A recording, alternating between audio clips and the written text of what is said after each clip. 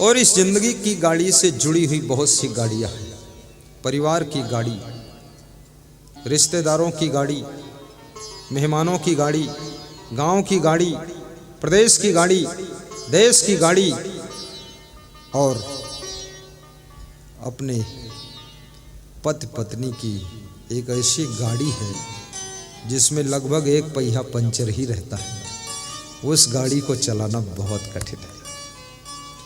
आज देश की गाड़ी को भी कोई चला रहा है, प्रदेश की गाड़ी की कमान भी किसी के हाथ में वो संचालित कर रहा है, जिले की गाड़ी कलेक्टर चला रहा है, तहसील की गाड़ी तहसीलदार चला रहा है, गांव की गाड़ी सरपंच के हाथ में सौंप दी गई है। लेकिन आपके परिवार की गाड़ी आपके हाथ में, आपकी जिंदगी की गाड़ी आपके हाथ में है। और जितनी आपके अंदर क्षमता होती है उतनी बड़ी गाड़ी चलाने का सौभाग्य प्राप्त हो जाता है। लेकिन गाड़ी सबको चलाना आता नहीं। साधु संतों को भी आश्रम की गाड़ी चलाना पड़ता है। कितने भक्त लोग कहते हैं परिवार की गाड़ी मेरे चलाए से नहीं चलेगी।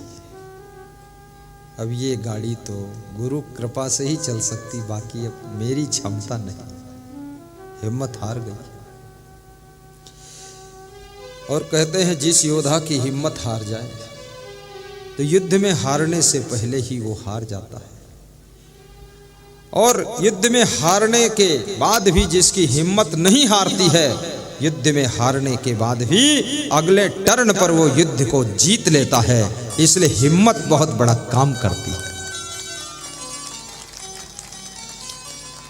चाणक्य से किसी ने पूछा था कि सबसे बड़ा बल कौन सा है? सभी ध्यान एकाग्र करें। ये आपकी तस्वीर, आपका चित्र पूरे वर्ल्ड में जा रहा है और लाइव टेलीकास्ट हो रहा है। पीछे बस में मशीनें लगी हुई है।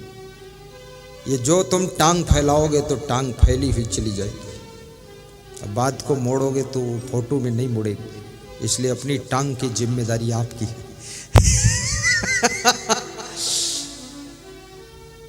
जितना हंसोगे उतनी हंसी चली जाएगी, सोओगे तो सोता हुआ चेहरा चला जाएगा। इसलिए बहुत खतरे में बैठे हुए हो, कृपया सावधान रहो।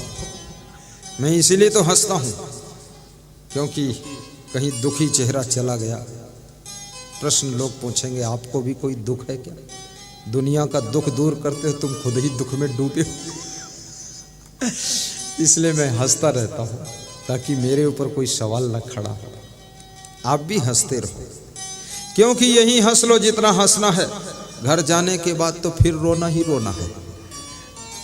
इसलिए ये स्थान ऐसा है, हंसी खुशी से, ये उत्सव का स्थान है, उदासीनता का स्थान नहीं है। यहाँ त्योहार है, बहार है।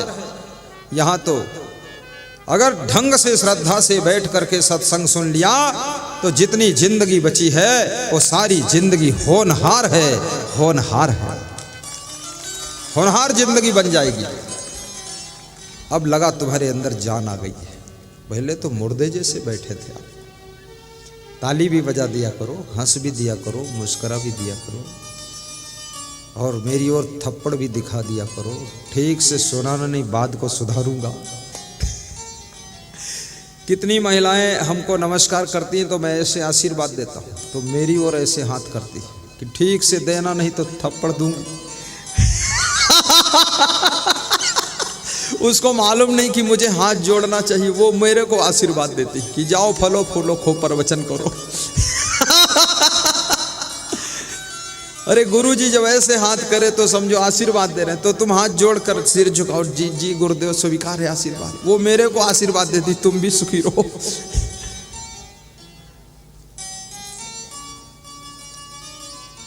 तो जिंदगी की गाड़ी को कैसे चलाएं? और ये भी याद रखना, परिवार की गाड़ी को तुम अकेले नहीं चलाते, ये सामूहिक गाड़ी है। थोड़ा थोड़ा शक्ति इसमें बहुत लोगों की लगती है। प्रदेश की गाड़ी को अकेले माननीय भूपेश बघेल जी नहीं चला रहे, बहुत से मिनिस्टर, विधायक, जिला पंचायत अध्यक्ष, सदस्य सब मिल के खींच रहे हैं, क्योंकि गाड़ी बहुत बड़ी है। पर गाड़ी चलाने के लिए ये भी कहा गया है कि भैया धीरे गाड़ी हाँको बैठन वालो राम। पर धीरे कैसे गाड़ी हाँके, क्योंकि हाँकन वालो रावण। अब रावण ड्राइवर है और राम बैठा हुआ है, बहुत मुश्किल है। परिवार की गाड़ी बहुत संभल संभल कर हाँकना, जीवन की गाड़ी को सूझबूझ से चलाना। यदि आपकी जिंदगी का एक डिसीजन गलत हो गया, पूरी जीवन की गाड़ी जाना था भक्ति की राह पर, चली जाती है भोग की पटरी पर। जहाँ पर रेलवे जंक्शन होता है वहाँ से गाड़ियाँ रूट अपना चेंज करती है,